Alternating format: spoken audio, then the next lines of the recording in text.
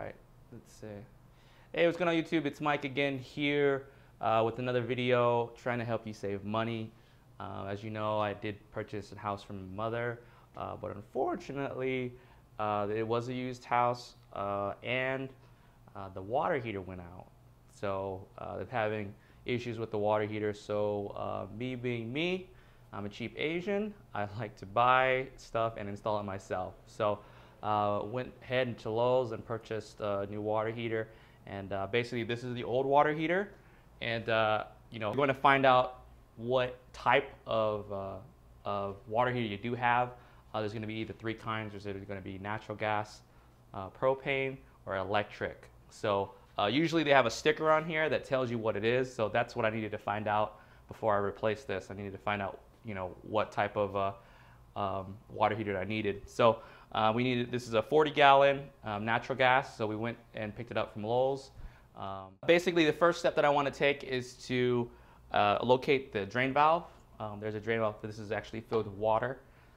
You're going to first locate the drain valve. I attached a hose to it. Next step is to, right here, there's the gas line. So there's a shut-off gas line that I shut off the gas to it. And also you have up here is a lever for the cold water to shut off the water. So I went ahead and shut off that valve. And next is to basically drain all the water from it by basically, you can take a flathead screwdriver and releasing that, and that would release all the excess water that's stored here. So it's really simple. There's going to be about 4 components up here that you're going to have to worry about. This is the cold water line.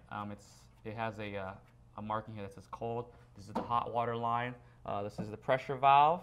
And you also have this exhaust chimney right here. So it's really simple. You're going to basically need is a wrench to unscrew these and reinstall with Teflon tape. So it's really quite simple. So after we drain the water, we're going to go ahead and remove all the lines.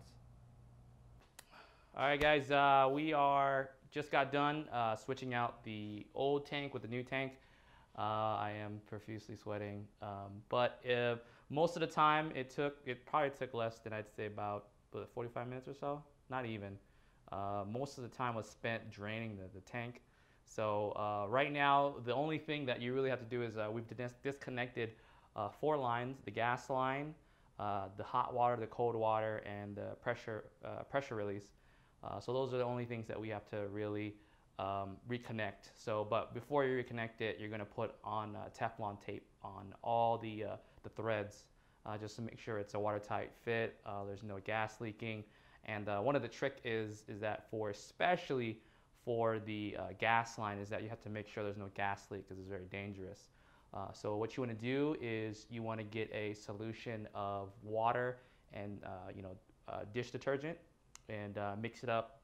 So basically you just want to take a little rag and then soak it up, and just basically you want to just coat the lines. Okay, so what you're going to do is you're going to turn on the gas.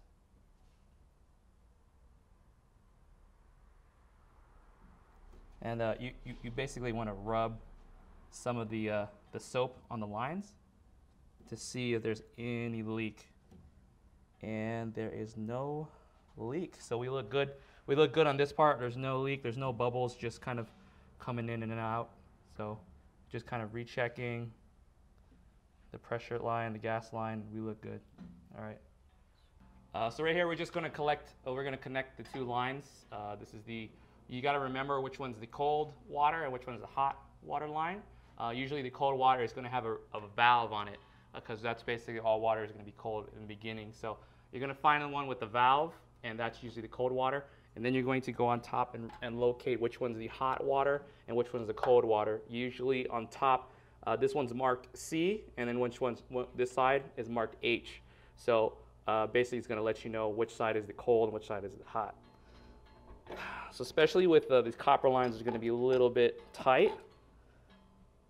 So you're going to have to get a good, you're going to have to make sure you're going to get it on there completely flush and not cross thread it. So what you're going to do is you're going to try to get a good start.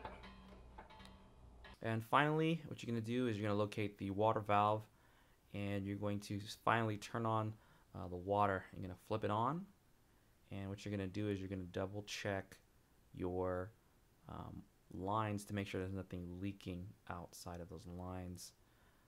Finally, you're going to install the exhaust hood just to make sure everything's good.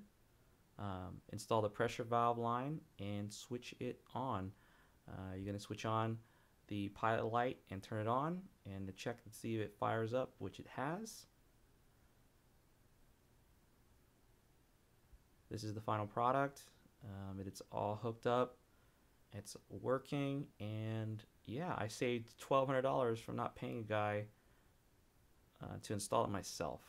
And what you can do is you finally just turn on your hot water and you're ready to go. So I hope this helped out you in the future and not get swindled and pay $1,200 on labor. So alright guys, thank you. Please subscribe, please like, and thank you for your comments and thank you for your views.